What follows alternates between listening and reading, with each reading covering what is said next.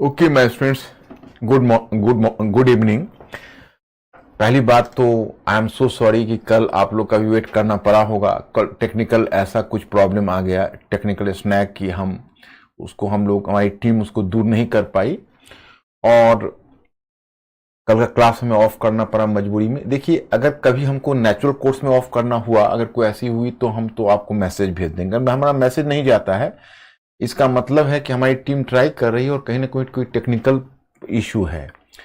लेकिन आप लोगों के केस में तो मैंने कल, चूंकि इंग्लिश मीडियम की क्लास से ही इशू आ गया था और दोनों कॉन्टिन्यूएशन में होता है, तो इसलिए हमने आपके क्लास में तो पहले ही मैसेज भेज दिया था। लेकिन फिर भी हम काफ़ी मिस किए कल आप लोगों को, क्योंकि गैप हो गया। अब सैटरडे संडे तो वैसे भी आपका गैप मैं देता हूँ, कल मंडे हो गया और धोखे से हो गया। और अब मैं आपको ये बताना चाहता हूँ कि जैसे आप लोगों ने मॉडर्न हिस्ट्री में किया था, आप उसी स्पिरिट को, बल्कि उससे भी बड़े स्पिरिट को आप बनाए रखिए। वर्ल्ड हिस्ट्री का आपका लार्जर पर्सपेक्टिव है और वर्ल्ड हिस्ट्री के पर्सपेक्टिव में है कि आपका जीएस का बाकी द्वार भी, बाकी गेट भी यहां से खुलना है। तो आप लोग अपने प्रयास में कोई कोताही नहीं करिएगा। आप लोग उसी स्पिरिट में आप लोग रहना जिस स्पिरिट में आप लोग मॉडर्न हिस्ट्री में थे, और आप लोग ब्रिलियंट लोग हो, आप बहुत अच्छे ढंग से उसको कोप अप कर लोगे। 2 बार पढ़ना है, 2 बार नहीं, एक वीक में तो 3 बार हुआ। एक बार तो आपको पहले पढ़ना है क्लास अटेंड करने से पहले, और एक बार क्लास अटेंड करने के बाद एक बार आप सैटरडे संडे के दिन रिवीजन आपको करना है। अगर 2 बार कर सको, वीक में 4 बार अगर रिवीजन हो जाए तो और भी बढ़िया है। तो इस तरह से आपको याद हो जाए। क्लास में आप मेंटली अलर्ट रहो, लेकिन आप जानते हो कि आप किसी टॉपिक को इन डिसोसिएशन नहीं पढ़ोगे। मेरे लिए पूरा जनरल स्टडीज से इंटीग्रेटेड है, और अगर हम इंटीग्रेटेड नहीं पढ़ते हैं तो हमारा ओपिनियन डेवलप नहीं होता है। और हम चाहते हैं आप लोगों को थिंकिंग क्रिएचर बनना, आप जानते ही हो। तो इंटीग्रेटेड चलना है। अब हमारे सिलेबस का पार्ट, अभी तक हम सिलेबस पर नहीं पहुंचे। हमारा सिलेबस तो 18वीं सेंचुरी से स्टार्ट हो रहा है। हम तो आपका बैकग्राउंड में ही अभी है। जैसे आपका हम एंशिएंट वर्ल्ड हमने कवर किया, एंशिएंट वर्ल्ड के बाद हमने मेडिवल वर्ल्ड कवर किया, और मेडिवल वर्ल्ड के बाद तब हम राइज ऑफ मॉडर्न में शुरू किया है। उसमें हमने आपको फॉर्मूला दिया कि देखिए ये चेंजेज है, साइक्लिक चेंज आ रहा है। इकोनॉमिक चेंज होगा तो सोशल चेंज होगा, यानी आर्थिक परिवर्तन होगा तो सामाजिक परिवर्तन होगा। आर्थिक परिवर्तन होगा तो पहले से समाज का एक प्रभावी वर्ग है, उसका एकाधिकार टूटेगा, और उसका एकाधिकार टूटेगा तो अब तक उसकी विचारधारा प्रभावी थी, अब उसकी जगह जो नया वर्ग आएगा उसकी विचारधारा प्रभावी हो जाएगा, तो वैचारिक परिवर्तन होगा। वैचारिक परिवर्तन होगा तो उसी के साथ राजनीतिक परिवर्तन होगा, और भी सांस्कृतिक, मतलब परिवर्तन की क्रम जाता रहेगा। और फिर वो आर्थिक परिवर्तन को, सारे परिवर्तन प्रोत्साहन देगा, और आर्थिक परिवर्तन फिर सामाजिक परिवर्तन को, इस तरह से साइकिल घूमता रहेगा। ये आपको ध्यान रखना। एंशिएंट वर्ल्ड में आपने देखा दुनिया के पहले साम्राज्यों को, फिर इकोनॉमी को, फिर आपने दुनिया के धार्मिक पंथों को देखा। जब मध्यकाल में आए तो आपने देखा कैसे यूरोप में सामंतवाद का उद्भव हुआ, कैसे 2 साम्राज्य थे, बिजेंटियन पूर्वी रोमन साम्राज्य और दूसरा साम्राज्य पवित्र रोमन साम्राज्य से मैंने आपको परिचय कराया, होली रोमन एम्पायर। उस सबको ध्यान रखना है। आप अगर भूले तो फिर हमारी कनेक्टिविटी टूट जाएगी। हमने फ्यूडलिज्म या सामंतवाद आपको बताया, फिर इकोनॉमी भी फ्यूडल इकोनॉमी बन चुकी है, क्षेत्रीय अर्थव्यवस्था आ चुकी है, गतिरोध आ चुका है। और वही समय धार्मिक क्षेत्र में मैंने धर्म युद्ध बताया, इस्लामिक वर्ल्ड और ईसाई वर्ल्ड में। उसके बाद आधुनिक पश्चिम का उद्भव हुआ। 3 फैक्टर मैंने बताया जो बहुत बड़ा परिवर्तन लाना शुरू किया। एक तो एग्रीकल्चर के क्षेत्र में सरप्लस आया तकनीकी विकास के कारण।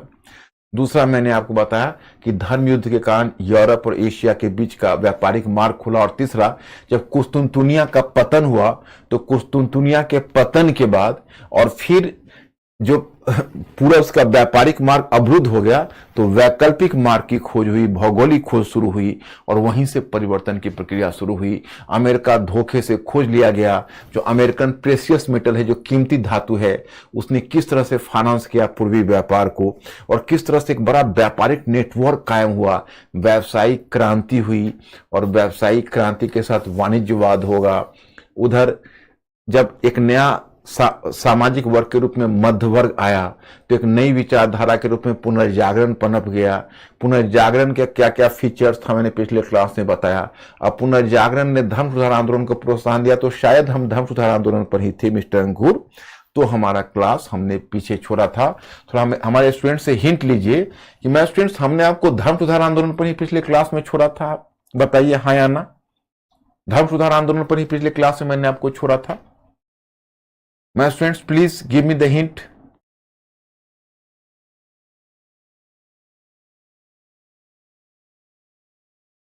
I am just waiting for your note, you waiting for your answer. क्या अंकुर क्या चल रहा है? Yes sir. ये सर है ना? तो देखो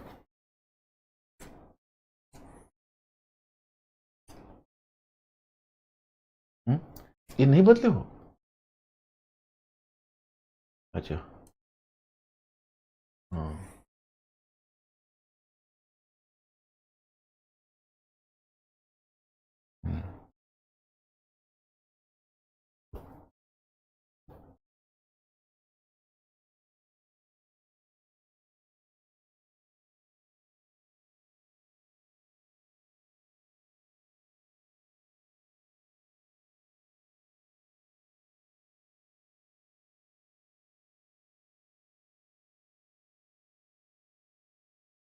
जस्ट 1 मिनट।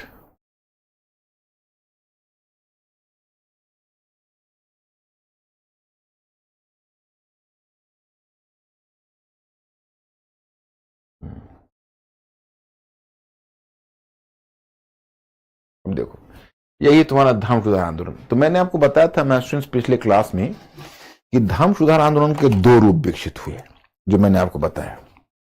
और ये धर्म सुधार आंदोलन के जो दो रूप विकसित हुए उसी के सिलसिले में मैंने आपको बताया था कि एक हो गया आपका काउंटर रिफॉर्मेशन और दूसरा हुआ प्रोटेस्टेंट आंदोलन। तो counter reformation was just like what, counter reformation जो आपका है वो जस्ट लाइक आपके जो आपका काउंटर रिफॉर्मेशन है वो क्या है, वो जस्ट लाइक काउंटर रिफॉर्मेशन आपको वो ले जाता है बेसिकली,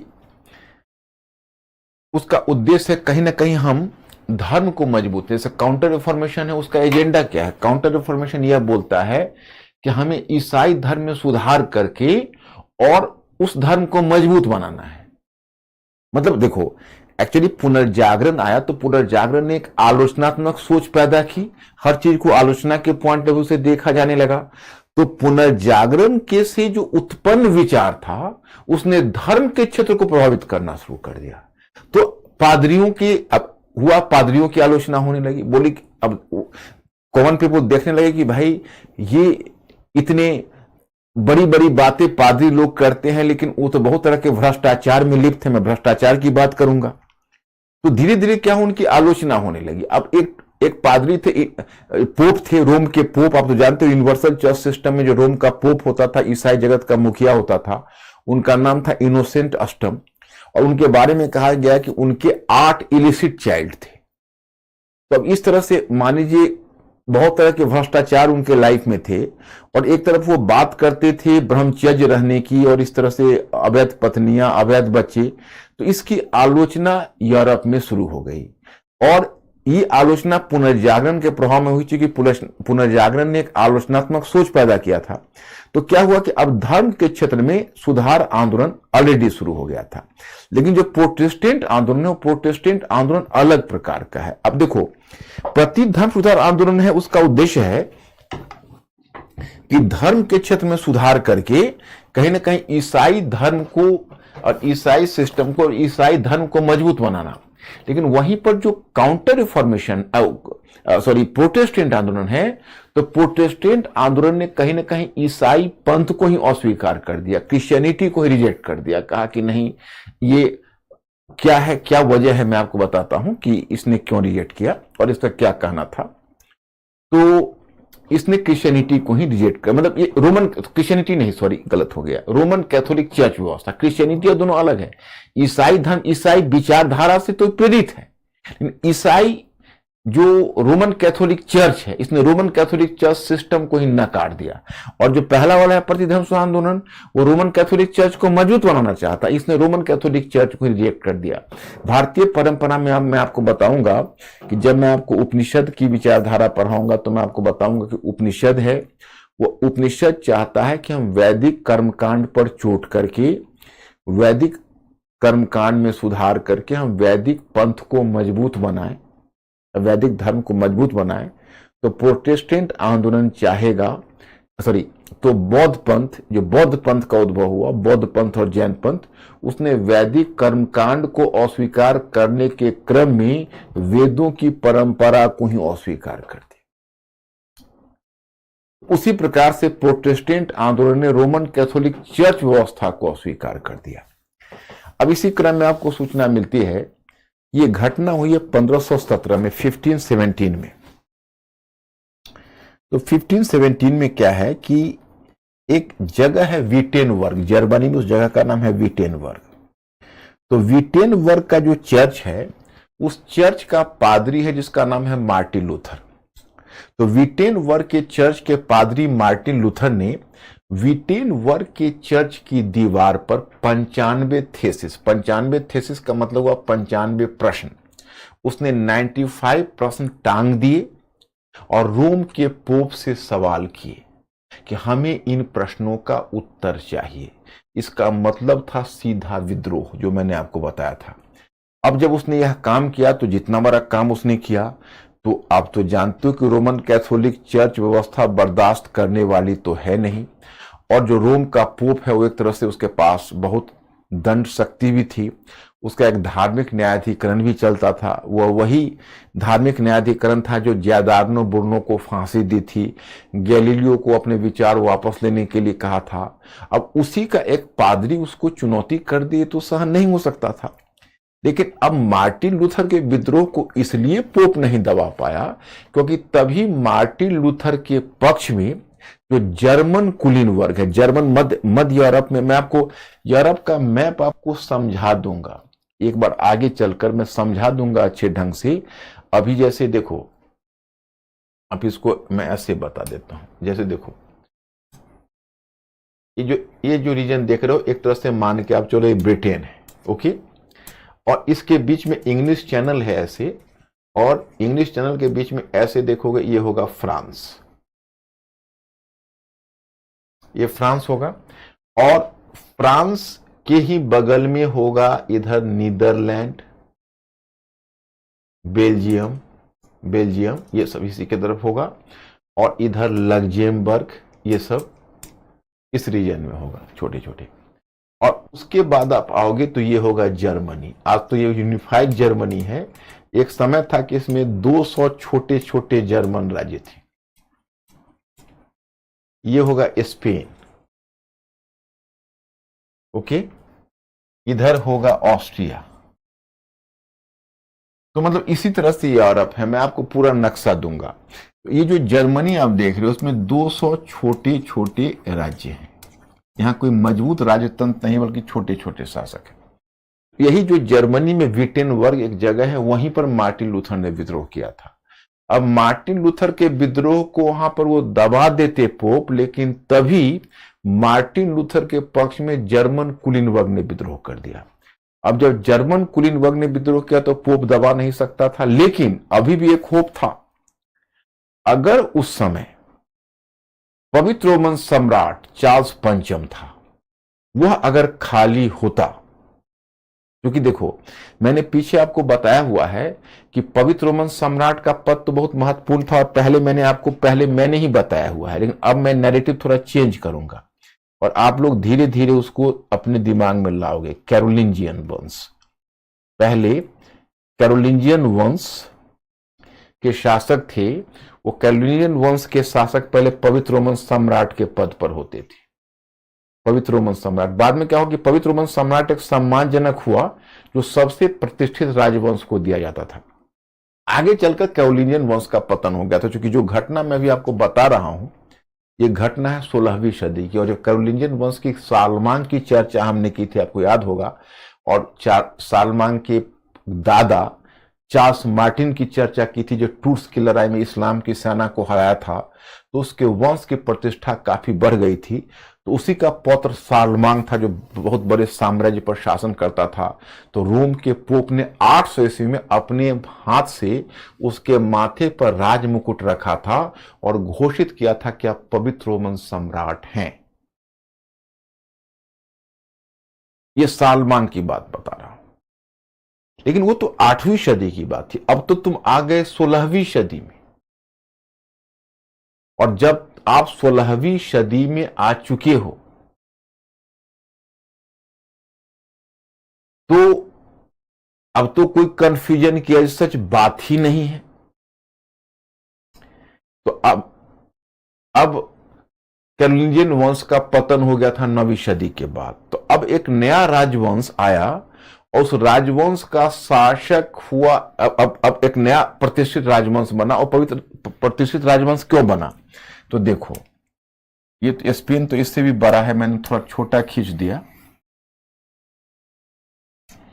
आप यूरोप के मानचित्र पर देखो तो ये स्पेन है युद्ध। अब इसकी आप अगर जरा गौर करके आप देखिए, अब यहां पर आप आएंगे तो ये आपका हो जाएगा अफ्रीका, और ये क्षेत्र आ रहा है भूमध्य सागर का, याद होगा। यही जगह है जिब्राल्टर, आपको याद होगा जिब्राल्टर। यहां से आप जब आगे बढ़ेंगे तो आप चले जाएंगे अटलांटिक महासागर। अटलांटिक महासागर में तो स्पेन यही है। तो पहले क्या था, जो इस्लाम ने उत्तरी अफ्रीका पर कब्जा किया हुआ था इन क्षेत्रों पर, तो इसी में इस्लाम की सेना ने आगे बढ़कर दक्षिणी स्पेन को जीत लिया था। तो उसी समय एक वंश था जिसका नाम था हैब्सबर्ग वंश। इसका नाम था हैब्सबर्ग वंश, और उसका शासक बना था, उसका शासक महत्वपूर्ण था, उसका नाम था फर्डिनेंड प्रथम। फर्डिनेंड प्रथम। तो एक तो पहले नॉर्दर्न स्पेन था वो 4 राज्यों में बटा हुआ था। तो फर्डिनेंड था जिस राज्य से, और उधर एक राजकुमारी थी दूसरे राज्य से। अब नाम मैं बता के आपको टॉर्मेंट नहीं करना चाहता, लोड बढ़ जाएगा आपके ऊपर। वैसे अगर आप नाम जानना चाहते तो फर्डिनेंड का जो राज्य था उसका नाम था ओरेगान राज्य था, और जो राजकुमारी थी उसका नाम था इसाबेला।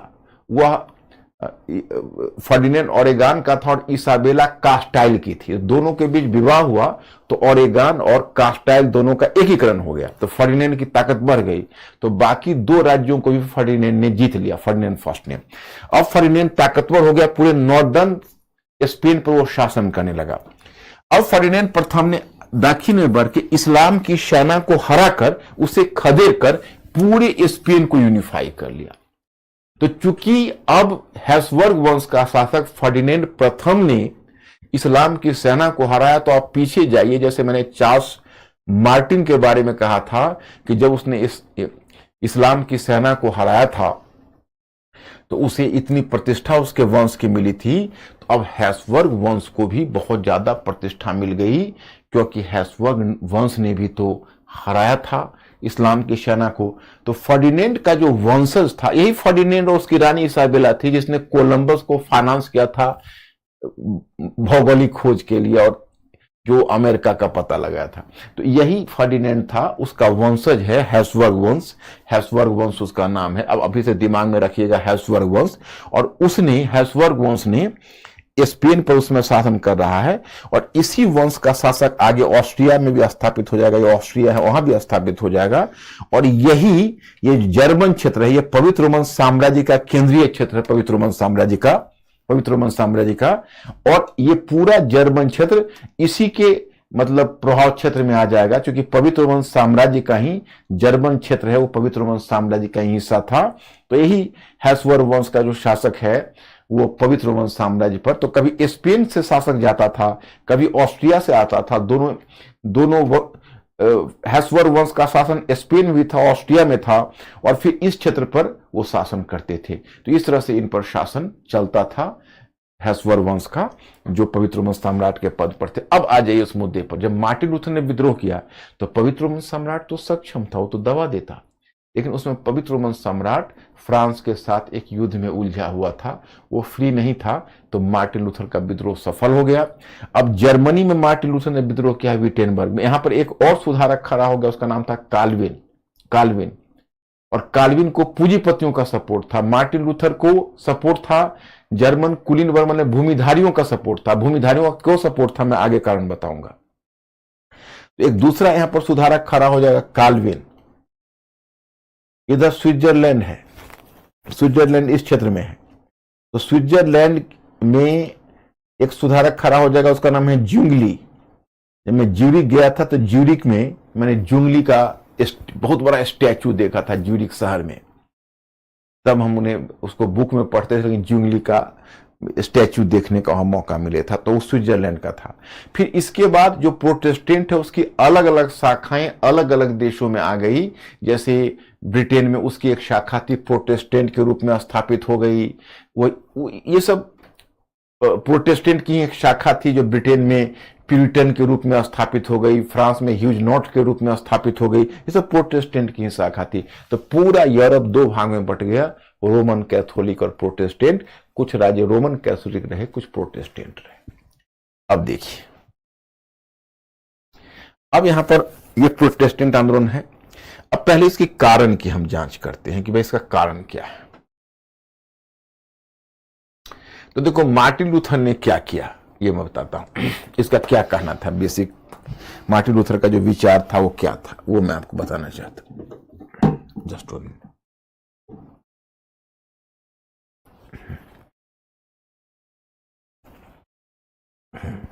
देखिए,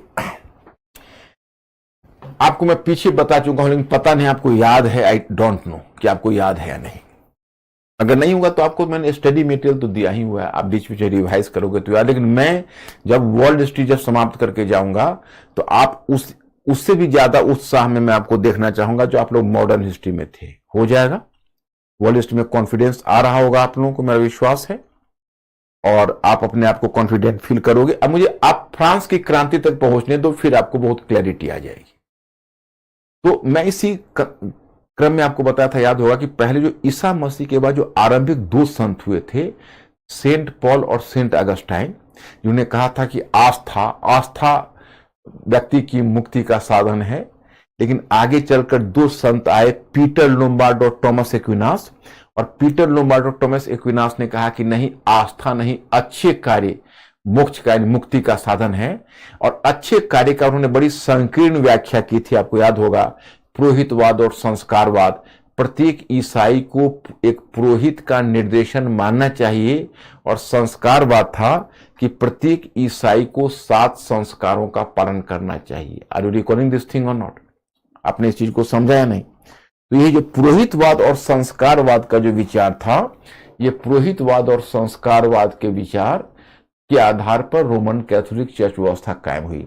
तो मार्टिन लूथर ने विद्रोह किया। तो मार्टिन लूथर का कहना था कि फिर ईसाई धर्म को आप पीटर लोम्बार्ड और टॉमस एक्विनास की शिक्षा से निकालकर पुराने सेंट पॉल और सेंट अगस्टाइन की शिक्षा में ले जाइए, क्योंकि वहां आप जाएंगे तो उनकी शिक्षा में चर्च नहीं है, चर्च की आवश्यकता नहीं है। वो तो कहते हैं कि मन चंगा तो कठौती में गंगा, आस्था आप अपने मन में ले आइए, आपको मुक्ति मिल जाएगी। ये पुरोहितवाद और संस्कारवाद का सब कुछ फैलाया हुआ पीटर लोम्बार्ड और टॉमस एक्विनास का है। तो इनका कहना है कि अब हमको ईसाई पंथ को पीछे ले जाना है, और पीछे हमें उसको सेंट पॉल और सेंट अगस्टाइन की शिक्षा से जोड़ना है। अंकुर, अच्छा सा आप हमको हिंट कर दीजिए कि इस पॉइंट को आप समझ गए या नहीं, क्योंकि आपका लिखा हुआ है, अन्यथा इस पॉइंट की आवश्यकता नहीं थी, आपका लिखा हुआ था। और आप इस पॉइंट को नहीं समझते तो फिर आपका मजा आना कम हो जाता, और मैं नहीं चाहता हूं कि आपकी पढ़ाई में किसी तरह का व्यवधान आए। तो मैंने ये सेंट पॉल, सेंट अगस्टाइन और पीटर लोम्बार्ड, पीटर और टॉमस एक्विनास की बात कही, तो ये आप लोग समझ पाए कि नहीं, थोड़ा हिंट कर देना, फिर मैं आगे बढ़ जाऊंगा। क्या मिस्टर अंकुर? ठीक है, गुड। अब देखिए, मैं आपको दूसरी दिशा में ले चलता हूं। जैसे अब इसमें इसके कारण क्या थे, चलिए हम बताते हैं। अब चलिए प्रोटेस्टेंट आंदोलन के कारण की बात करते हैं।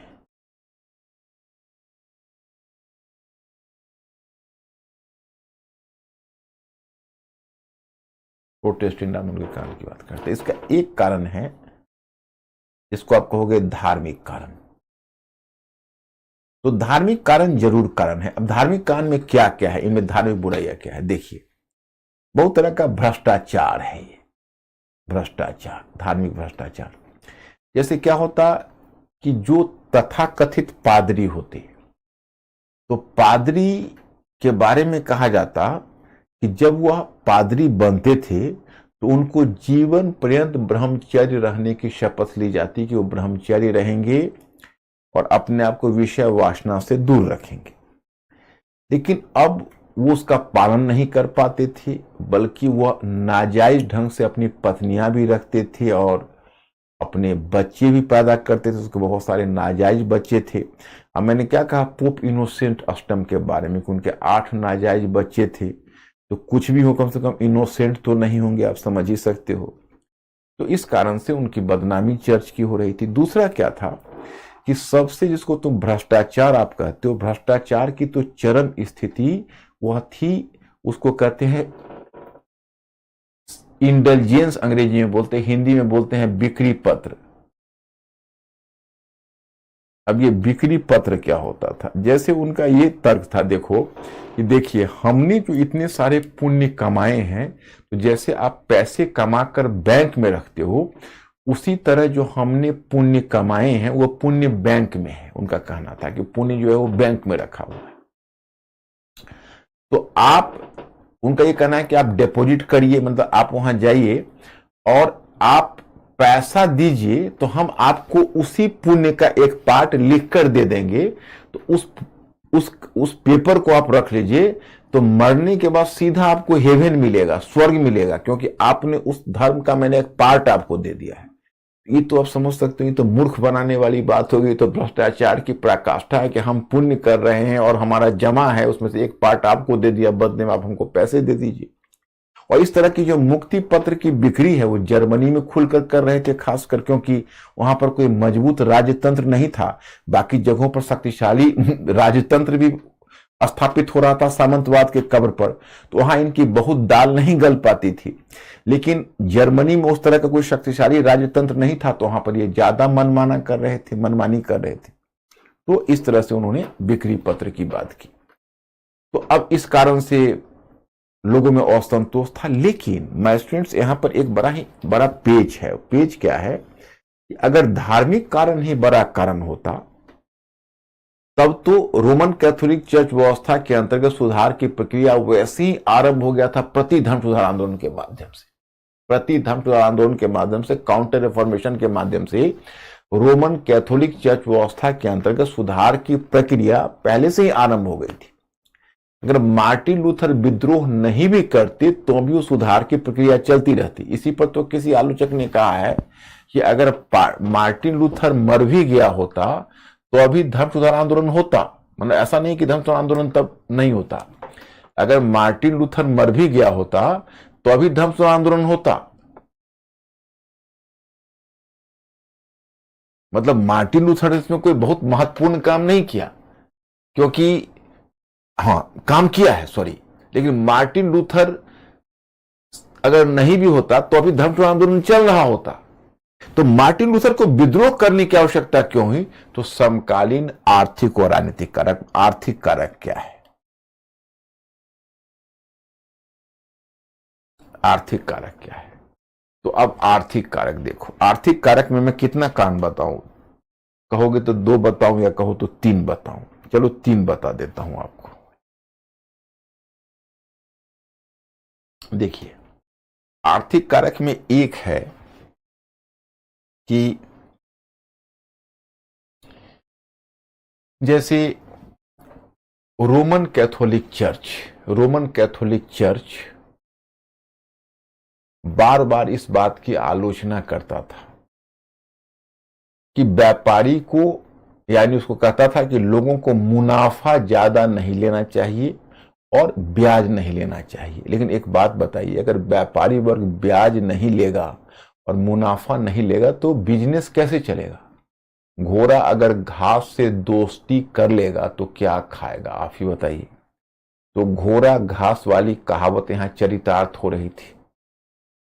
तो जाहिर है कि व्यापारी वर्ग को रोमन कैथोलिक चर्च से विलगाव होने लगा। और उसी समय जो प्रोटेस्टेंट मूवमेंट आया, तो प्रोटेस्टेंट मूवमेंट ने महाजनी सूद लेना यानी ब्याज लेना और मुनाफा लेना को नैतिक और जायज करार दिया। तो इसका मतलब है कि जो उभरता हुआ पूंजीपति वर्ग था, उसमें जो व्यावसायिक क्रांति के कारण उभर रहा था, उस पूंजीपति वर्ग का समर्थन प्रोटेस्टेंट धर्म को मिल गया। अब मैं स्टूडेंट्स, आप मेरे स्टूडेंट, मेरे एक स्टडी मटेरियल में आपने एक थिंकर का नाम पढ़ा होगा। आपने पढ़ा होगा एक जर्मन समाजशास्त्री, याद करिए, आपने एक जर्मन समाजशास्त्री मैक्स वेबर, टेम्परेचर कितना है अंकुर? जर्मन समाजशास्त्री मैक्स वेबर के बारे में पढ़ा होगा। और जो मैक्स वेबर है, वो मैक्स वेबर ने एक रचना लिखी। वो रचना का नाम है प्रोटेस्टेंट एथिक्स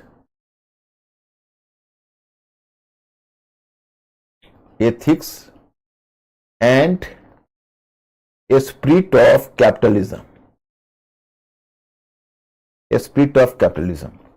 आप जानते हो मैक्स वेबर की क्या थियरी है? वो भारत के संदर्भ में ही बोल जाता है, लेकिन कार्ल मार्क्स और मैक्स वेबर ने जो भी कहा है ना, उसको हम लोग बहुत स्वीकृत नहीं करते। हम लोग मान के चलते हैं कि भाई देखिए, ये जो बोला है वो यूरोप के, मतलब वो हम लोगों के समाज के संदर्भ में उचित है। उसने कहा कि यूरोप में जो पूंजीवाद आया वो प्रोटेस्टेंट पंथ के कारण आया, क्योंकि प्रोटेस्टेंट पंथ में वह आर्थिक तक्षशिलता थी, जो आर्थिक तक्षशिलता के कारण वहां पर पूंजीवाद आया। और इसी क्रम में आगे चलकर भारतीय धार्मिक पंथों की आलोचना करते हुए कहा कि भारत में जितने भी धार्मिक पंथ हैं, चाहे वो ब्राह्मण पंथ हो, बौद्ध पंथ हो, जैन पंथ हो या इस्लाम हो, उसमें वो आर्थिक तक्षशिलता है ही नहीं कि भारत में पूंजीवाद आए। हम लोग इस थियरी को नहीं मानते हैं, ये थियरी को हम लोग एक्सेप्ट नहीं करते हैं। तो ये है मैक्स वेबर का नाम। आगे मैं कभी भी आपसे पूछूंगा कि मैक्स वेबर ने पूंजीवाद के बारे में क्या कहा है। तो यहाँ पर कुल मिलाकर आप देखते हैं कि पॉइंट नंबर फर्स्ट आपको बताता है कि व्यापारी वर्ग या उभरते हुए पूंजीपति वर्ग के समर्थन मिला प्रोटेस्टेंट पंथ को, जिस कारण से मतलब, और यही वर्ग है जो विद्रोह चाहता था, प्रोटेस्टेंट का विद्रोह चाहता था, क्योंकि इस वर्ग को उससे फायदा था, उसके व्यापार में फायदा था, महाजनी और मुनाफाखोरी को उचित करार दिया जाता। दूसरा देखो, दूसरी वजह है कि मैंने जर्मन कुलीन वर्ग के बारे में आपको बताया था कि जर्मन कुलीन वर्ग ने मार्टिन लूथर को सपोर्ट क्यों किया। यही प्रश्न मैंने कहा था कि आप इंतजार करिए। देखिए, मैंने आपको क्या कहा कि चर्च तो लैंड होल्डर भी था, चर्च के पास एक बड़ी भूमि संपदा होती थी चर्च के पास। और जर्मनी में क्या था कि जो बेस्ट क्वालिटी ऑफ लैंड था वो चर्च के पास था। तो चूंकि जर्मनी में best quality of land church के पास था, और उधर मेनर प्रणाली या कृषि दासता मैं आपको समझा ही चुका हूं सामंतवाद में, तो कृषि दासता टूटने से जो पूंजीपति वर्ग है उसकी आर्थिक स्थिति खराब हो चुकी थी। तो चूंकि उनकी आर्थिक स्थिति खराब हो चुकी थी, तो वो चाहते थे कि हम किसी तरह से चर्च की भूमि पर कब्जा कर लें। तो मार्टिन लूथर के विद्रोह करने से कुलीन वर्ग को फायदा था, क्योंकि अगर मार्टिन लूथर विद्रोह किया तो उसका फायदा उठाकर जर्मन कुलीनों ने चर्च की बेहतर भूमि पर कब्जा करके अपनी गरीबी से छुटकारा पा ली। इसीलिए कुलीन वर्ग का समर्थन मार्टिन लूथर के विद्रोह को मिला था।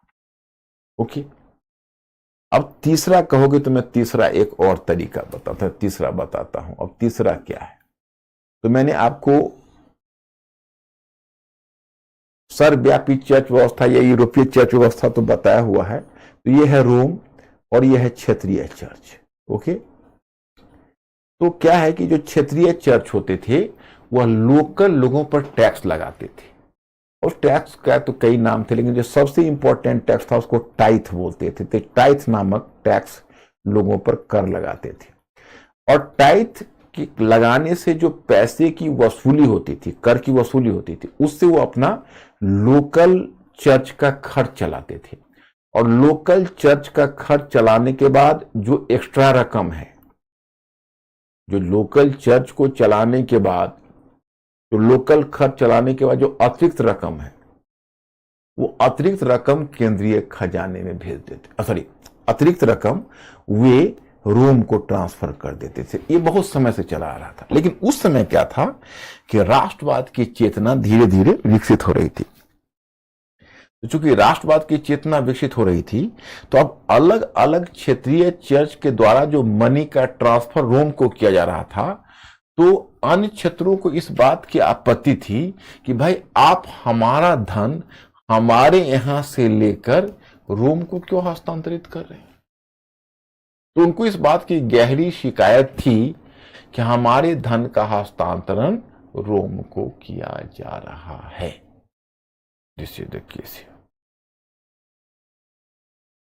तो इसलिए आप देखोगे कि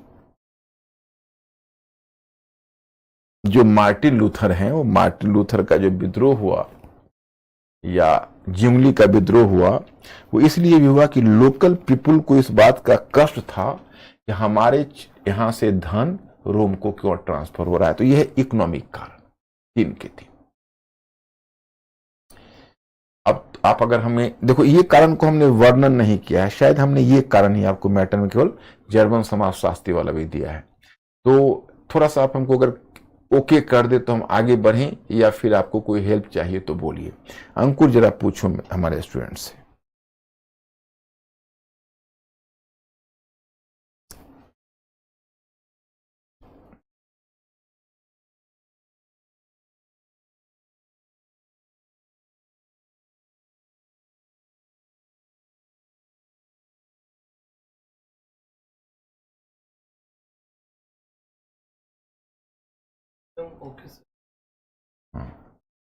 सो मैं स्टूडेंट्स, ये बेसिक तुम्हारा फंडा है जो ये है, और मैं समझता हूं कि इसके बाद आपको कोई ज़्यादा दिक्कतें नहीं होंगी, आप उसको देख सकते हो।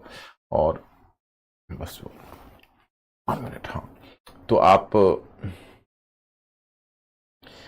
अब मैं आपको किधर में, चलो हो गया। तो ये तो हुआ आर्थिक कारण। अब मैं आपको बताता हूं दूसरा, ये तो आर्थिक फैक्टर, दूसरा है राजनीतिक कारक। और राजनीतिक कारक क्या है, देखो राजनीतिक कारक ये है कि यूरोप में तुम देख रहे हो कि राष्ट्रवाद का विकास होना है। राष्ट्रवाद का, इसको यहां से नहीं दिखेगा आपको मेरे पहचान, मैं इसको ऐसा करता हूं, ऊपर भेजता हूं।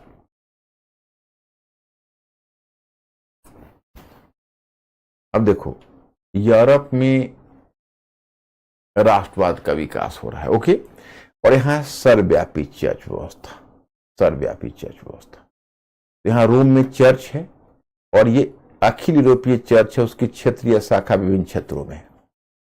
उधर क्या है कि धीरे धीरे जो सामंतवाद का पतन तो ही चुका है, पहले सामंतवाद था, वो भी एक अखिल यूरोपीय संगठन था। और जो यूरोपीय चर्च व्यवस्था वो भी पूरे यूरोप में फैली हुई। तो अब देखिए, जब इस तरह से अखिल यूरोपीय संस्था हो फैली हुई, तो उसको राष्ट्र की सीमा आप कैसे खींच सकते हो। जैसे आप अगर धरती माता के पुत्र हैं तो अपनी माता के पुत्र नहीं, नेचुरली, क्योंकि आप पूरे धरती माता के हैं, तो अपनी माता के कैसे हो पाएंगे। तो राष्ट्र बनने के लिए आपको थोड़ा संकीर्ण बनना पड़ेगा। और ये अखिल यूरोपीय संस्था है, पूरे यूरोप में फैली हुई है।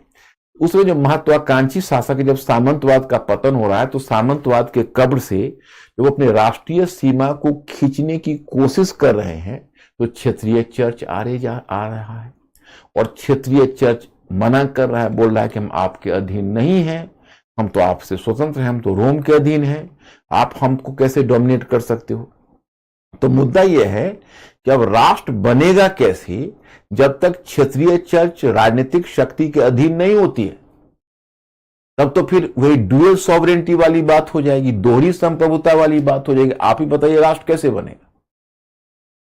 इसलिए यूरोप के महत्वाकांक्षी शासक भी परेशान थे। उनको ऐसा लग रहा था कि अगर राष्ट्र बनना है तो फिर क्षेत्रीय चर्च को राज्य के अधीन करना आवश्यक है।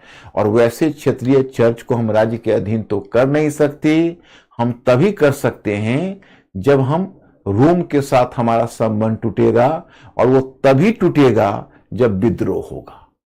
विद्रोह होगा तो उस विद्रोह का फायदा उठाकर जो महत्वाकांक्षी शासक हैं, वो अपने क्षेत्रीय चर्च को रोम से अलग करके अपना एक राष्ट्रीय चर्च बना लेंगे, जो ब्रिटेन में भी हुआ, बाकी जगहों पर भी हुआ। तो मैं आपको यह बताना चाहता हूं, डेनमार्क, स्वीडन, बाकी जगहों पर भी हुआ।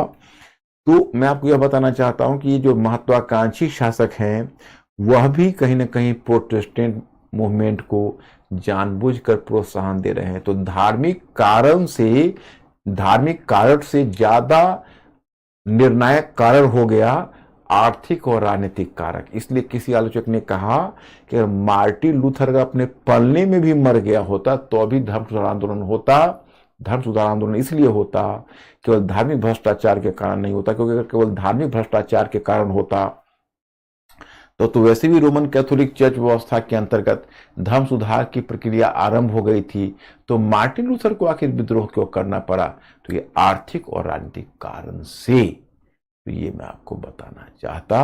तो अगर यहां तक आप क्लियर हो गए होंगे तो मैं फिर आगे बढ़ूंगा। मिस्टर अंकुर, अब इनसे पूछ लीजिए कि प्रोटेस्टेंट आंदोलन, उसके कारण और बाकी सब कुछ समझ गए? रोमन कैथोलिक चर्च पवित्र दोनों अलग अलग। तानिया, तुमने क्या क्वेश्चन कर दिया? अभी अभी तुम लोग बिल्कुल ही क्लीन चिट आ रहे थे और मैं अच्छे ढंग से आपको समझा रहा था, और बीच में आप, तानिया, ये प्रश्न से तो लगता है कि आप धर्म सुधार आंदोलन समझ ही नहीं पाए हो। देखो, पहले मैं आपको यूरोपीय संगठन पहले, इसलिए तानिया मेरा रिक्वेस्ट एक ये है कि अपने आप को तुम में से कोई कमजोर नहीं समझेगा। तुम लोगों को देखना मैं कितने अच्छे ढंग से आवश्यक चीजें याद करवा देता हूं, और इससे अब तुम्हारा बाकी विषय कितना सुलझ जाता है, क्योंकि ये तुम्हारे लिए आई ओपनर हो जाएगा। यहीं से आपको यूरोप में संविधानवाद हर कुछ समझने का मौका मिलेगा। देखो मैं बताता हूं तानिया, ये देखो, ये है यूरोप। इसमें 3 अखिल यूरोपीय संस्था, एक संस्था है सामंतवाद। तो सामंतवाद है पूरे यूरोप में फैला हुआ था। क्यों? क्योंकि देखो, अब उसमें राष्ट्र जैसी चीज नहीं थी। पूरे यूरोप में अलग अलग सामंती क्षेत्र थे। एक सामंत है, उसका एक जागीर यहाँ है, वहां है, वहां है, तो बड़ी देर में तो एक तरह से ये पूरा यूरोप जागीर की तरफ फैला हुआ था। दूसरा क्या था? दूसरा था ये सर्वव्यापी चर्च व्यवस्था, जिसमें रोम, मैंने आपको बताया था कि पीटर लोम्बार्ड और टॉमस एक्विनास की शिक्षा पर था। और पवित्र रोमन साम्राज्य तो राजनीतिक शक्ति था, वो तो साम्राज्य था जो पूरे मध्य यूरोप में, मैंने तुमको बहुत पहले पवित्र रोमन साम्राज्य बताया हुआ है, ये तो 79 पर है तुम्हारा, मैं तुमको बताता हूं।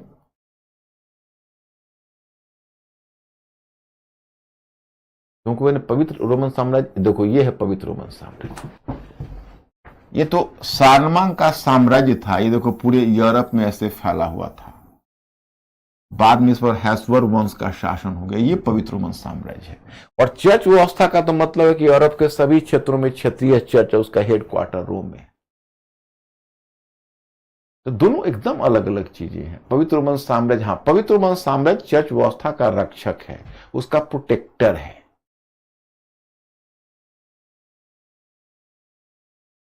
अंकुर,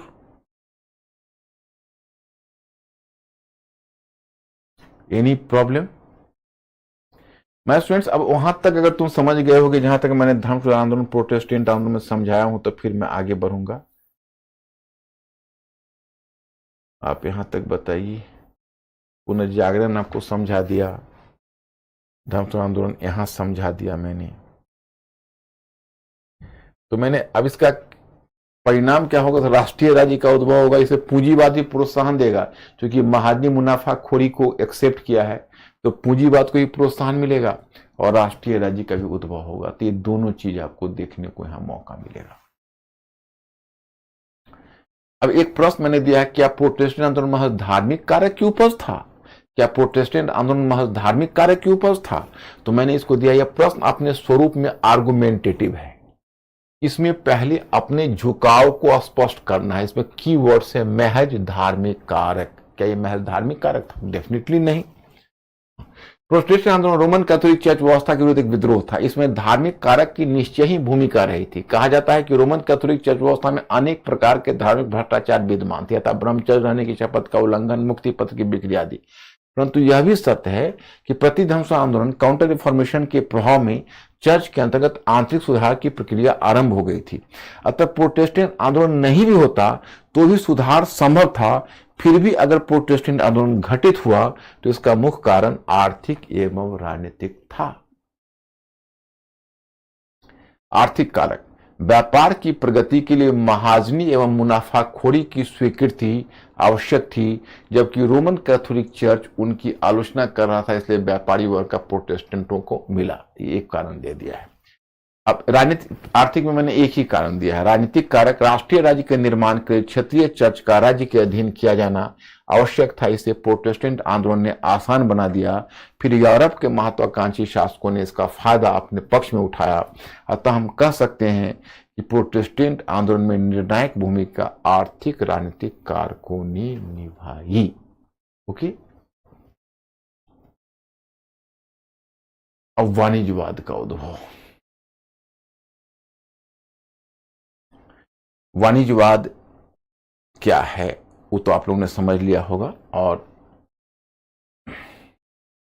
देखो, तो आप मेंटली अलर्ट हो जाना, और मैं आपको बता रहा हूं, बिल्कुल याद ही करवा देता हूं, कोई दिक्कत नहीं। वाणिज्यवाद अंग्रेजी में इसको कहते हैं मर्केंटिलिज्म।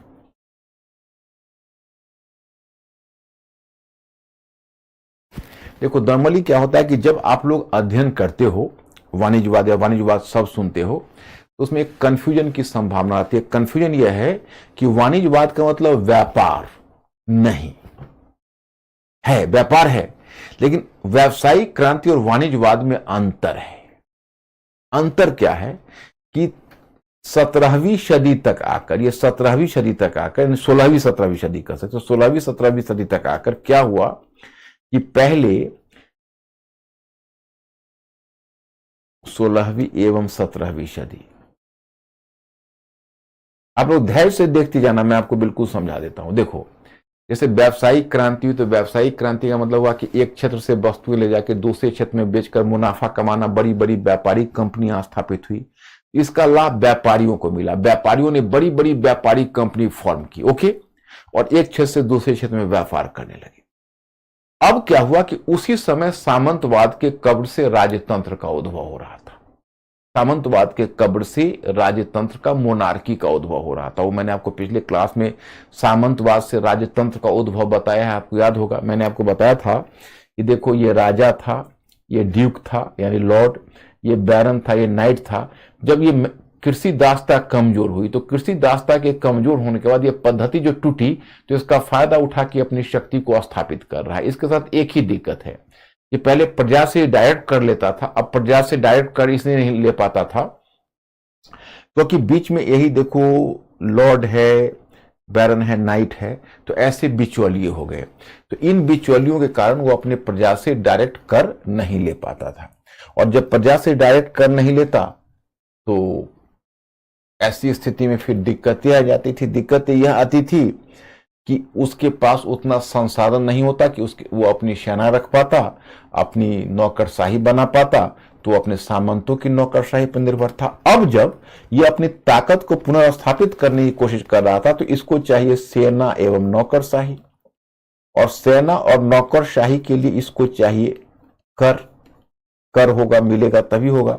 और कर का मतलब है कि प्रजा पर सीधा कर, तो प्रजा पर इसने सीधा कर लगाया। पहले क्या था कि मध्यस्थ और बिचौलिए उसको पैसा देते थे, अब ये डायरेक्ट पीपुल से पैसा लेना शुरू किया। लेकिन अब मान लो पीपुल के पास या देश में अगर संसाधन हो तभी तो उसको कर मिलेगा, अगर देश में संसाधन ही नहीं हो तो कर कैसे मिलेगा। अब इसके दिमाग में योजना आई कि व्यावसायिक क्रांति तो चल ही रही थी, तो अब लगा यूरोपीय राजा जो शासक थे वो नए नए क्षेत्र में उपनिवेश स्थापित करने और अपने व्यापारियों को प्रोत्साहित करने लगे। क्योंकि उस समय मैंने आपको एक बात बताई थी कि जो राजतंत्र है, तो राजतंत्र सामंतवाद के कब्र से राजतंत्र का उद्भव हो रहा है। तो पहले तो वही राजतंत्र सामंतों पर डिपेंड करता था, अब जब वो उभर रहा है तो वो उसको सामंत इस बात को पसंद नहीं कर रहे। सामंत की शक्ति टूट रही है, लेकिन सामंत इस बात को पसंद नहीं कर रहे हैं कि राजा पावरफुल हो जाए, तो वो बीच में अवरोध डालने की कोशिश कर रहे हैं। तो राजा उनको दबा रहा है, और दबाना इसलिए संभव हो रहा है कि राजा के पास संसाधन आ रहा है। अब इस काल में तोप खाने का विकास हो गया। पहले क्या था कि सामंतों के पास बड़े बड़े किले होते थे, और फिर किले ही नहीं होते थे, सामंतों ये पूरी जो युद्ध पद्धति है, उस युद्ध पद्धति पर सामंतों का एक अधिकार होता था, सामंतों के अपने किले होते थे।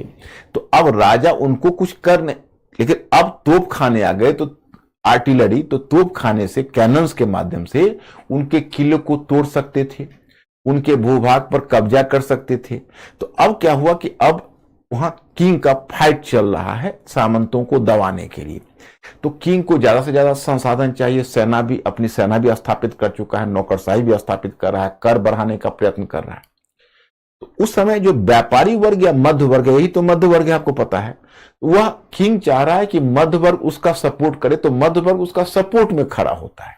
यानी किंग के और मध्य वर्ग के बीच एक एलायंस जैसा बन जाता है। किसके विरुद्ध? तो कुलीन वर्ग के विरुद्ध और चर्च के विरुद्ध। चर्च के लिए इसलिए कि राजा उस समय चर्च को अपने अधीन ला रहा है, सामंतों को भी दबा रहा है। तो अभी किंग का फाइट चर्च से भी चल रहा है और सामंतों से भी चल रहा है, अपने आप को स्थापित करने के लिए। और उसमें वह मध्य वर्ग का सपोर्ट ले रहा है। मध्य वर्ग मतलब वही व्यापारी वर्ग, और मध्य वर्ग सपोर्ट भी कर रहा है उसको। ओके, तो मध्य वर्ग का सपोर्ट उसको मिल रहा है।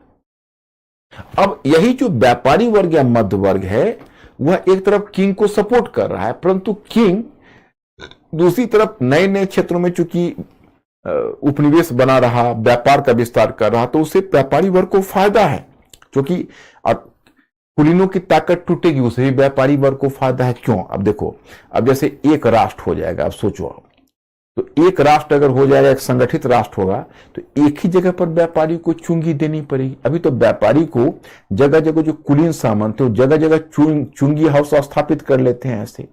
अब चुंगी हाउस स्थापित कर लिए तो एक ही व्यापारी को 10 जगह 8 जगह चुंगी देनी पड़ती। तो एक अगर मजबूत राजतंत्र होगा और एक राष्ट्र को की सीमा को स्थापित कर देगा, तो उससे क्या होगा, सामंतों को कुचलने से लाभ है व्यापारी वर्ग को, यानी मध्य वर्ग को, और चर्च के दबने से भी व्यापारी वर्ग या मध्य वर्ग को लाभ है। तो इस लाभ के कारण वो राजतंत्र के पास खींच कर आ गया। लेकिन राजतंत्र अपने लाभ के लिए क्या कर रहा है कि पूरे व्यापार को अपने राजनीतिक हित में मोड़ दिया है, राजनीतिक हित में, क्योंकि उसको सेना चाहिए, उसको नौकरशाही चाहिए। तो चाहता है कि राष्ट्र के पास ज्यादा संसाधन हो। तो राष्ट्र के पास संसाधन तब होगा जब राष्ट्र कीमती धातु का संग्रह करेगा, कीमती धातु को बचा कर रखेगा, निर्यात ज्यादा करेगा, आयात कम करेगा। तो ये अब किंग व्यापारियों पर दबाव डाल रहा है कि निर्यात बढ़ाओ और आयात कम करो। इकोनॉमी को प्रोत्साहन भी दे रहा है, व्यापारियों को नियंत्रित भी कर रहा है। तो एक तरह से वाणिज्यवाद क्या है?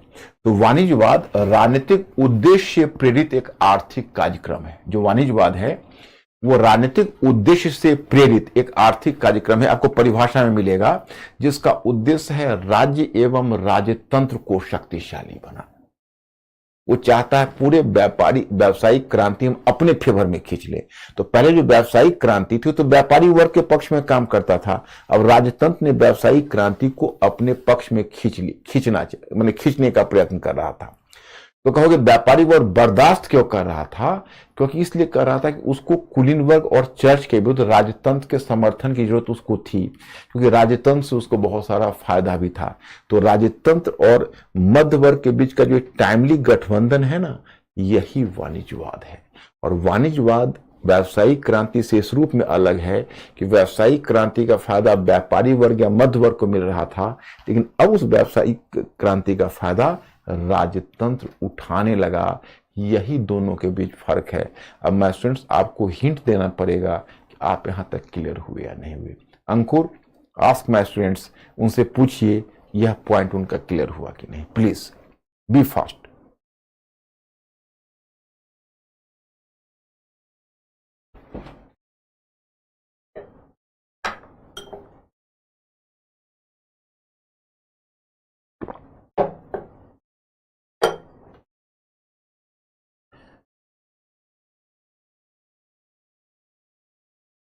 क्लियर हुआ? यस, इसी को कहते हैं वाणिज्यवाद। अब देखो वाणिज्यवाद का बल किन किन पर है, मैं आपको बताना चाहता। जो वाणिज्यवाद है उसका बल किस किस बात पर है उसको देखो। वाणिज्यवाद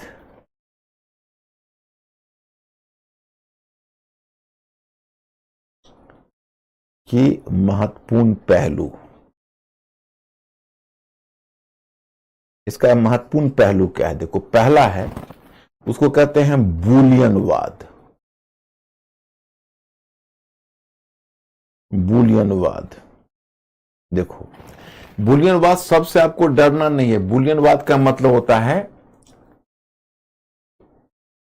कीमती धातु का संग्रह।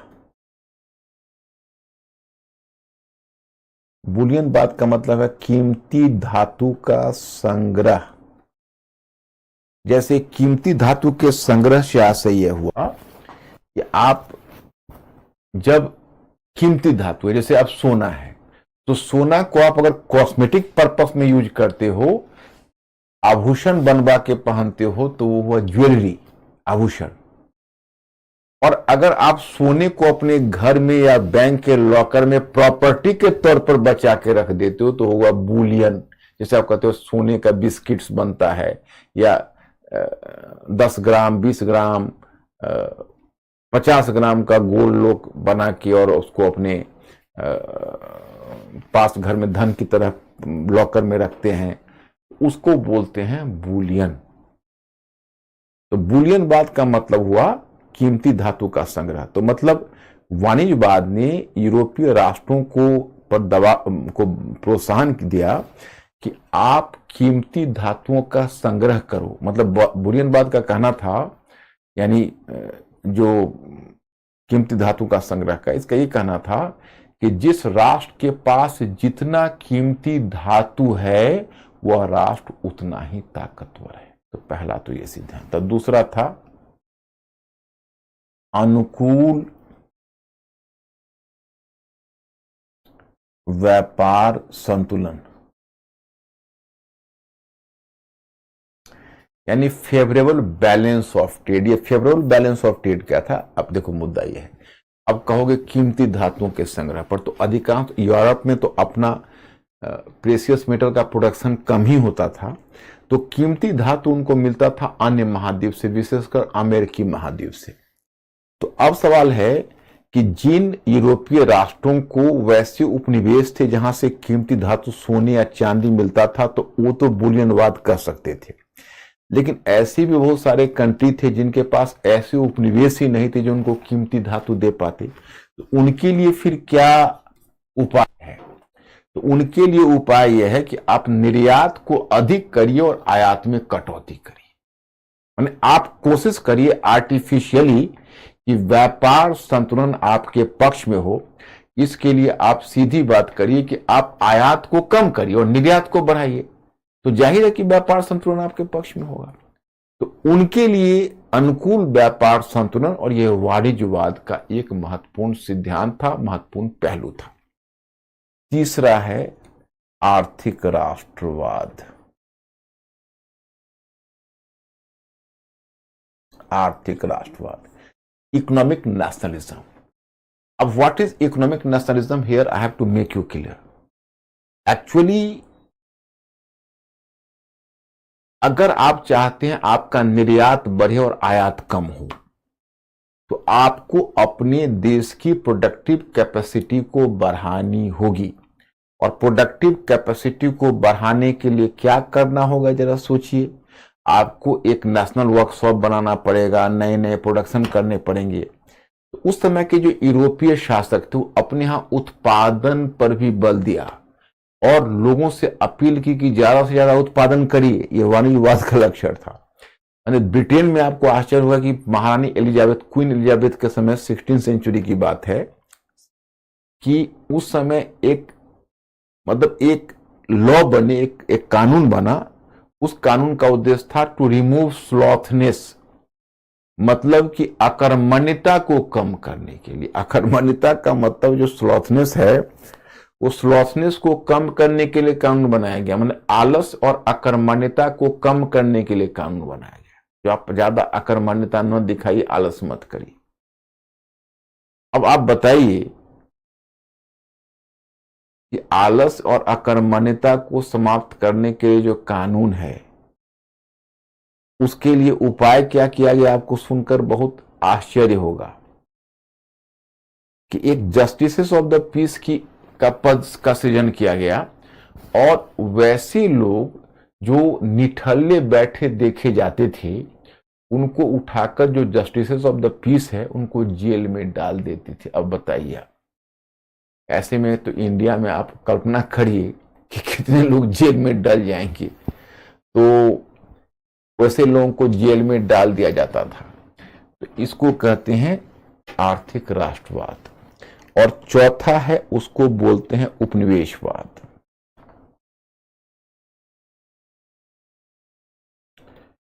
उपनिवेशवाद का मतलब है कि आपको नए नए क्षेत्रों में उपनिवेश स्थापित करना है। नए नए क्षेत्रों में आप उपनिवेश स्थापित कर रहे हो, तो दैट इज कॉल्ड कॉलोनियलिज्म या उपनिवेशवाद। तो पहला हुआ बुलियनवाद, दूसरा हुआ अनुकूल व्यापार संतुलन, तीसरा हुआ आर्थिक राष्ट्रवाद और चौथा हुआ उपनिवेशवाद।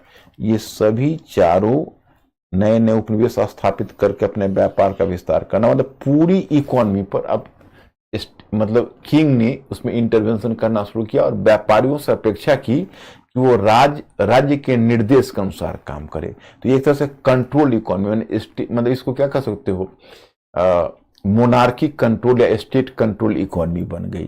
तो जो व्यावसायिक क्रांति थी वो व्यापारी वर्ग के फेवर में था, लेकिन जो वाणिज्यवाद है वो राजतंत्र के फेवर में है। लेकिन व्यापारी वर्ग इसलिए सहन कर रहा है कि उसके पास दूसरा कोई उपाय नहीं है। मतलब lesser of the two evils, अगर दो में से चुनना हो, एक तरफ कुलीन वर्ग और चर्च है, दूसरी तरफ राजतंत्र है, तो फिर भी व्यापारी वर्ग का फायदा राजतंत्र के साथ चलने में ही है, क्योंकि उसको राजतंत्र से कई तरह के लाभ और संरक्षण भी मिल रहा है। तो यही स्थिति है, इसको कहते हैं वाणिज्यवाद। तो मेरे विचार से आप समझ गए होंगे। अब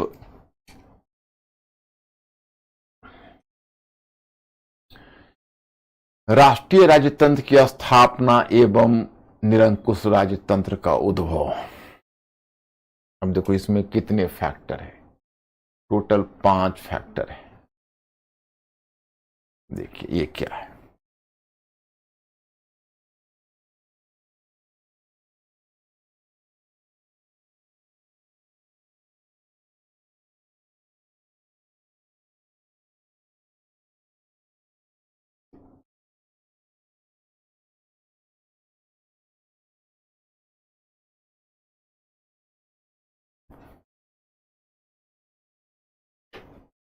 मैं आपको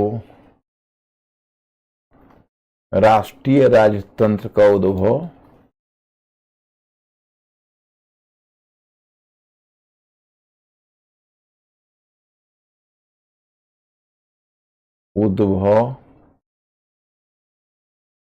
एवं निरंकुश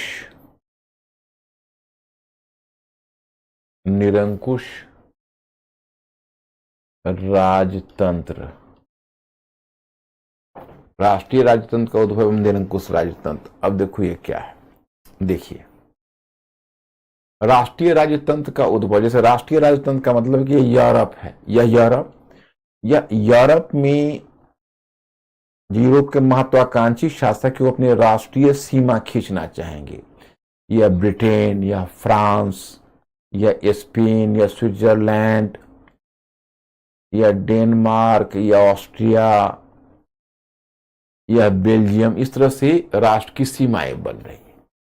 लेकिन मैं स्टूडेंट्स, राष्ट्र की सीमा बनेगी कैसे? एक बड़ी बाधा क्या है मैं आपको बताता हूं। एक बड़ी बाधा है सामंतवाद। क्योंकि जो सामंती क्षेत्र है, अब जैसे तुम कहते हो ये ब्रिटेन है, ये फ्रांस है, तो एक सामंत कहेगा सामंत की जागीर ऐसे होगी, जो ब्रिटेन और फ्रांस में भी होगी और साथ में स्पेन में भी होगी। एक जो सामंत है उसका जागीर हो सकता है 3 राष्ट्रों के अधीन हो। तो जब तक सामंतवाद नहीं टूटेगा, राष्ट्र की सीमा कैसे खींचोगे? तो सामंतवाद, राष्ट्र की सीमा टूटने के लिए सामंतवाद तो चाहिए, मतलब सामंतवाद का विघटन चाहिए, जो पतन होगा तभी राष्ट्र की सीमा बनेगी, नंबर 1। नंबर 2 है कि दूसरा है यूरोपीय चर्च व्यवस्था। अब ये रोम है और इसकी शाखाएं पूरे यूरोप में फैली हुई है। मैंने पीछे भी आपको बताया है कि कोई अगर राजा या कोई शासक अगर अपनी राष्ट्रीय सीमा खींचना चाहेगा तो उसके रास्ते में आड़े आ जाएगी क्षत्रिय चर्च। क्षत्रिय चर्च कहेगा नहीं नहीं, आप हमें अपने अधीन कैसे कर सकते हो, हम तो आपसे स्वतंत्र हैं, आप हमें अपने अधीन नहीं कर सकते हो, हम तो रोम के अधीन हैं। अब एक बात बताइए, आप कल्पना करिए कि आप अपने दरवाजे का बाउंड्री वॉल खींचना चाहते हैं और एक पड़ोसी ने अपने 4 व्हीलर इस तरह से लगा रखा है कि उसके 2 चक्के आपके दरवाजे पर पड़े हुए हैं, तो आप जब तक उन 4 व्हीलर को नहीं हटाओगे, आप अपने दरवाजे का बाउंड्री वॉल कैसे खींचोगे? तो जब तक आप क्षेत्रीय चर्च को राष्ट्र अपने अधीन नहीं करता, तो कैसे वो अपना नेशनल बाउंड्री खींच पाता? मतलब आप अपने ड्राइंग रूम का दरवाजा बंद करना चाहते हो, लेकिन कल्पना करो कोई पड़ोसी इस तरीके से सोया हुआ कि अपनी 2 टांगे आपके ड्राइंग रूम में फैला रखी है, तो जब तक उसको खींचकर बाहर नहीं करोगे तो आप सीमा कैसे खींचोगे? तो 2 चीजें तो उनके फेवर में हुई।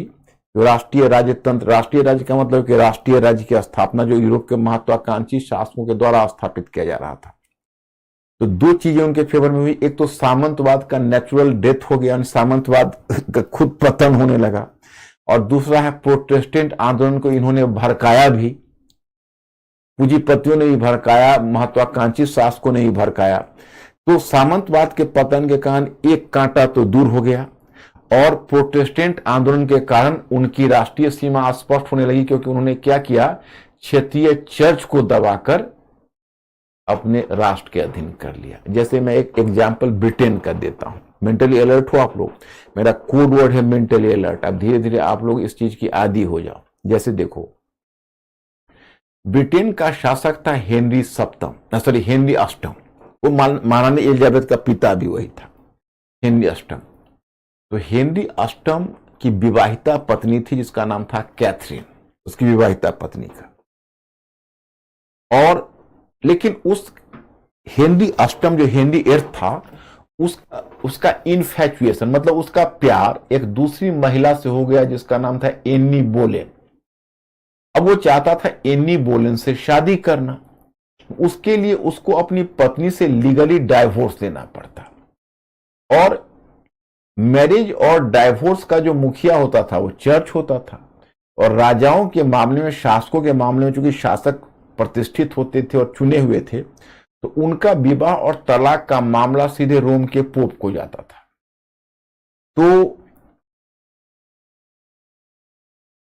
हेनरी अष्टम ने डाइवोर्स के लिए, तलाक के लिए रोम के पोप के सामने अर्जी दी, प्रतिवेदन दिया। उसके लिए जो उसने रीजन बताया वो वैलिड, उस जमाने के लिए वो वैलिड रीजन था। कैथरीन की बेटी ही थी, कैथरीन की बेटी एलिजाबेथ थी, तो वो अभी बच्ची थी, तो कैथरीन की बेटी ही थी, बेटा नहीं था। तो हेनरी अष्टम ने एक वैलिड रीजन दिया। उसने कहा कि चूंकि वह एक पुत्र को पैदा करने में असमर्थ है, इसलिए मैं उसे लीगली डाइवोर्स करना चाहता हूं। तो उसका उस समय का स्टोरी, तो आप जानते हो बहुत पहले की बात है, उस समय वो वैलिड रीजन माना जाता था। खास के किंग को एक अपना सक्सेसर, मेल सक्सेसर चाहिए था, तो उसको तलाक मिल जाना चाहिए था कायदे के हिसाब से। लेकिन अब जो कैथरीन थी भी कोई साधारण महिला नहीं थी, वह पवित्र रोमन सम्राट चार्ल्स पंचम की बहन थी। अब पोप को लगा कि हम अगर उसकी तलाक को स्वीकार कर लेंगे तो चार्ल्स पंचम नाराज हो जाएगा, और नहीं स्वीकार करेंगे तो हेनरी अष्टम नाराज हो जाएगा, और हेनरी अष्टम को क्या कह के हम मना करेंगे, क्योंकि रीजन तो उसका जस्टिफाइड है। तो उसने क्या किया, इंडियन प्रेसिडेंट के पॉकेट बीटो की तरह उसको पॉकेट में डाल लिया, ना हाँ बोला ना बोला। तब तक इधर हेनरी अष्टम की बेचैनी बढ़ रही थी मैरिज करने के लिए, और बेचैन हो रहा था। अंत में जब पोप की तरफ से रिस्पॉन्स नहीं मिला, तो उसने रोम्स के साथ ब्रिटेन के चर्च का संबंध तोड़कर ब्रिटिश चर्च को एंग्लिकन चर्च घोषित कर दिया। अब चर्च पूरी तरह राज्य के अधीन आ गया। तो मैं स्टूडेंट्स, इसी तरह से जब प्रोटेस्टेंट मूवमेंट हुआ तो चर्च को धीरे धीरे यूरोप के महत्वाकांक्षी शासकों ने राज्य के अधीन कर लिया। तो 2 कांटे तो साफ हो गए इस राष्ट्रीय राज्य के उद्भव में। अब जरा सा आप अंकुर को, मिस्टर अंकुर को आप एश्योर कर दीजिए, ताकि हमको बता दे कि आप लोग समझ गए, तो फिर हम आगे बढ़ेंगे और आप अपना रिस्पॉन्स दीजिए। अंकुर, आस्क माय स्टूडेंट्स, कि क्या पोजीशन है उनका।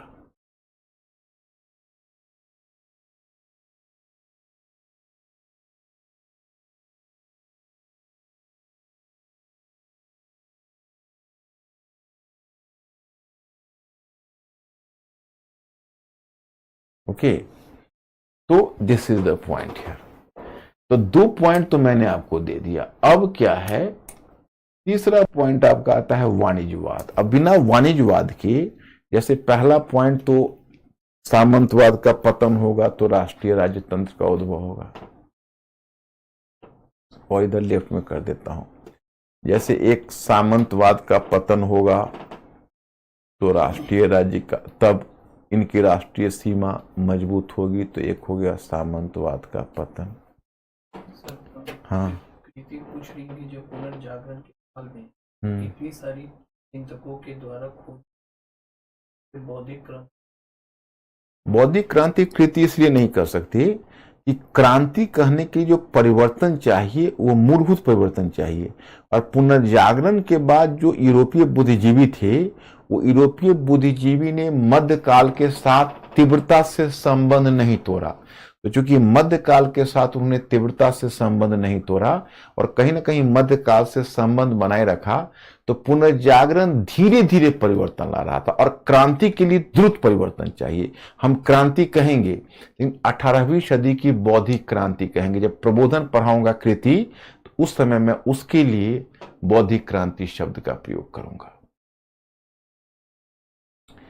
तो पहला तो मैंने बताया सामंतवाद का पतन, और दूसरा मैंने बताया प्रोटेस्टेंट आंदोलन, जिसके कारण चर्च व्यवस्था टूट गई, उन्हें सर्वव्यापी चर्च व्यवस्था टूट गई, रोमन कैथोलिक चर्च व्यवस्था। और तीसरा हमें बताना है वाणिज्यवाद। कहोगे वाणिज्यवाद से क्या फायदा है? तो वाणिज्यवाद से फायदा है ना, राष्ट्र बनेगा कैसे, उसका आर्थिक आधार मजबूत होगा, क्योंकि कर प्रणाली स्थापित होगी। कर प्रणाली स्थापित होगी, जब देश में धन आएगा और कर प्रणाली स्थापित होगी, तो फिर उसी कर के माध्यम से, उसी संसाधन के माध्यम से राजा अपनी नौकरशाही भी बना रहा, अपनी सेना भी खड़ी कर रहा, और राज्य को मजबूत बना, राष्ट्र की सीमा को मजबूत बना रहा। तो ये चीज हो जाएगा। अब नेक्स्ट वाणिज्यवाद हुआ। अब देखो, इसमें तुमने चौथा देखना है पुनर्जागरण, और पांचवा देखना है बुद्धिजीवियों का समर्थन। जैसे कैसे? तो अब चौथा देखो, पुनर्जागरण क्यों? तो कहोगे भाई राष्ट्रीय राज्य की सीमा मजबूत हो रही है, उसमें पुनर्जागरण का क्या लेना देना है? What is the role of पुनर्जागरण? तो पुनर्जागरण का रोल है कैसे? तो आपको याद है, पुनर्जागरण का एक पहलू था मेंटली अलर्ट रहना। पुनर्जागरण का एक पहलू था पुराने रोमन, ग्रीक और रोमन क्लासिकल साहित्य का पुनरुत्थान और उनका पुनर्अध्ययन। मतलब ग्रीक और लैटिन साहित्य के अध्ययन पर पुनः यूरोपीय विद्वानों ने बल देना शुरू किया था पुनर्जागरण के समय। उसी में जो पुराना रोमन विधि संहिता थी, जो पहले से चली आ रही थी, तो रोमन विधि संहिता पुनर्जीवित हो गई। रोमन विधि संहिता फिर पुनर्जीवित हो गई। तो जिस समय रोमन विधि संहिता पुनर्जीवित हुई,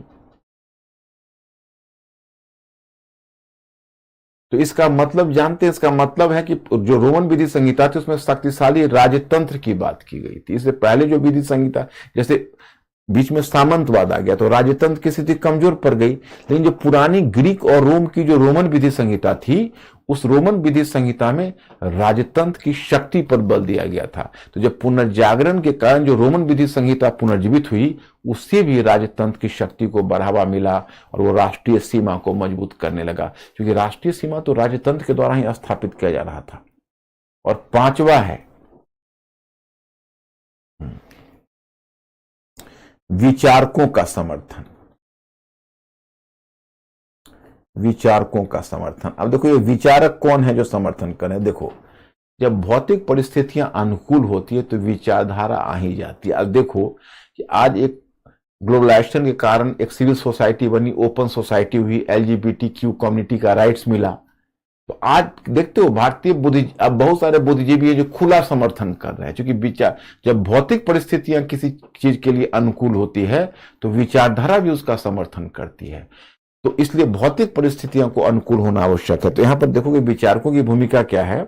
जब शक्तिशाली राजतंत्र का उद्भव हो रहा है, तो शक्तिशाली राजतंत्र का उद्भव हो रहा है तो यूरोप में उसमें कुछ ऐसे बुद्धिजीवी खड़े हो रहे थे जिन बुद्धिजीवियों ने शक्तिशाली राजतंत्र का समर्थन किया। जैसे आप देखो, एक बुद्धिजीवी का नाम आप लोगों ने सुना होगा, टॉमस हॉब्स। नाम सुना है या नहीं? नहीं सुना है तो सुन लीजिए, और सुना है तो अच्छी बात है।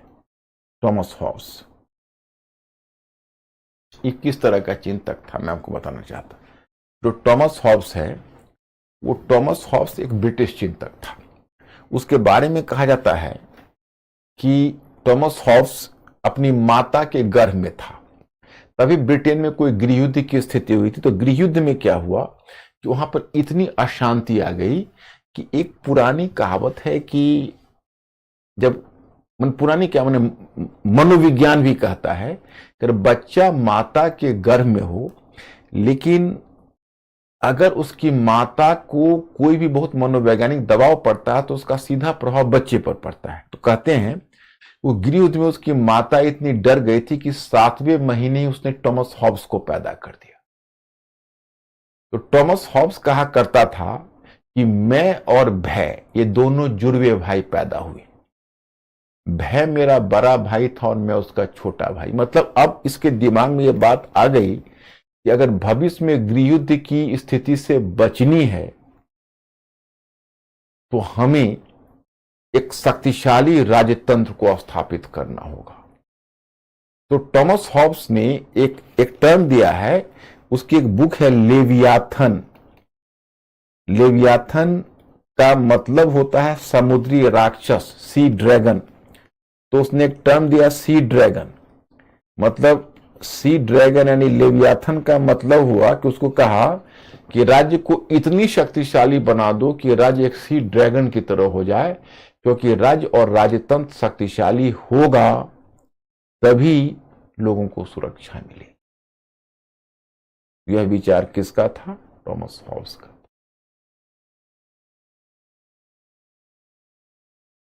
टॉमस हॉब्स ने इस बात पर बल दिया। तो इस तरह से जैसे टॉमस हॉब्स आया, उसी तरह एक दूसरा चिंतक आया, बोदा। उसने भी शक्तिशाली राजतंत्र की बात की। तो कुल मिलाकर बच्चों 5 पॉइंट हुआ राष्ट्रीय राजतंत्र और शक्तिशाली राजतंत्र के उद्भव में।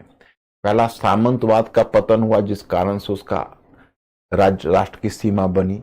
प्रोटेस्टेंट आंदोलन के कारण जब सर्वव्यापी चर्च व्यवस्था टूटी तो राष्ट्र की सीमा मजबूत हुई। वाणिज्यवाद के कारण राष्ट्रीय राज्य को एक मजबूत आर्थिक आधार मिला। पुनर्जागरण के कारण जब पुराना रोमन कानून पुनर्जीवित हुआ जिसमें शक्तिशाली राजतंत्र की बात की गई थी, तो उससे यूरोपीय राजतंत्र को फायदा मिला। और फिर टॉमस हॉब्स और बोदा जैसे एक और भी चिंतक है जिसका नाम है बोदा। तो टॉमस हॉब्स और बोदांग जैसे, उसको बॉडेन ही बोलते हैं, जब नए चिंतक आए तो उन्होंने शक्तिशाली राजतंत्र पर बल दिया। और इन सब का फायदा राष्ट्रीय राजतंत्र के उद्भव के रूप में मिला। और यही शिक्षित वर्ग द्वारा वैचारिक समर्थन। और इसी क्रम में आप देखते हो इस काल में विभिन्न प्रतिष्ठित राजवंशों की स्थापना। उदाहरण के लिए ब्रिटेन में ट्यूडर वंश, शक्तिशाली वंश ब्रिटेन में कौन है? ट्यूडर वंश। फ्रांस में बुर्बो वंश, ऑस्ट्रिया में हैब्सबर्ग वंश। ये सब यूरोप के प्रतिष्ठित राजवंश है। बुर्बो वंश, हैब्सबर्ग वंश। रूस में रोमनाव वंश, पीटर द ग्रेट उसी वंश से था। ब्रिटेन में ट्यूडर वंश यानी हेनरी सप्तम, हेनरी सेवेंथ, हेनरी अष्टम और क्वीन एलिजाबेथ ट्यूडर वंश से थी। ऑस्ट्रिया में हैब्सबर्ग वंश, वही हैब्सबर्ग वंश जो मैंने फर्डिनेंड का वंशज बताया था।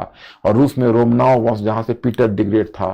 फिर महत्वाकांक्षी शासकों में फ्रांस के लुई 13वां महत्वाकांक्षी था, उसी का एक मंत्री था रिशलू। और 14वें लुई 14वां जो कहा करता था मैं राज्य हूं। और ब्रिटेन के हेनरी सप्तम, रूस की कैथरीन द्वितीय आदि की चर्चा की जा सकती है। तो ये हुए यूरोप के महत्वाकांक्षी शासक और राजतंत्र। अब 2 क्वेश्चन है, ये 2 क्वेश्चन तो मैं बाद में देखूंगा। अब ये बताया mister Ankur ask my students, पहले मेरे स्टूडेंट से पूछो कि यहां तक क्लियर हुआ या कोई उनको दिक्कत है, क्योंकि आप लोग ब्रिलियंट लोग हो और मुझे लगता है कि आप लोग फिर जाके एक बार फिर पढ़ोगे, 2 बार, एक बार क्लास अटेंड करने से पहले, क्लास अटेंड करने के बाद, तो फिर बिल्कुल क्लियर होता जाएगा, और मैं समझाने के लिए तो हूं ही। तो अंकुर जरा पूछो मेरे स्टूडेंट से।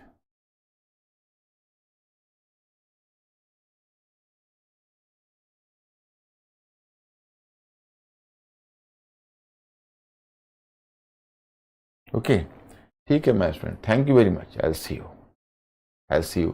आप लोग क्लास में रेगुलर रहना, फिर कल मिलते हैं। क्लास में एक भी क्लास मिस नहीं करना है, ध्यान रखना, एक भी क्लास मिस नहीं करना है। Okay, thank you very much.